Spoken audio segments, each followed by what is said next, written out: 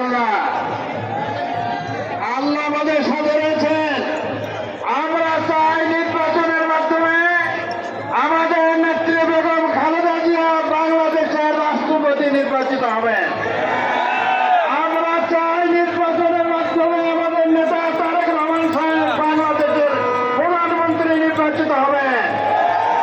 বাংলাদেশে আর কোনোদিন স্বৈরশাসকের যাতে জন্ম না হয়, সেই লক্ষ্যে আমরা পাহারা দেব ইনশাআল্লাহ আগামী দিনগুলোতে। সবাইকে অনেক অনেক ধন্যবাদ। আজকে এই বিরূপ আবহাওয়ার মধ্যেও আপনারা সমবেত হয়েছেন। সুষ্ঠুভাবে আমরা বিজয় র্যালি পালন করব। আপনাদেরকে সবাইকে অনেক অনেক ধন্যবাদ। আল্লাহ হাফেজ। বাংলাদেশ জিন্দাবাদ।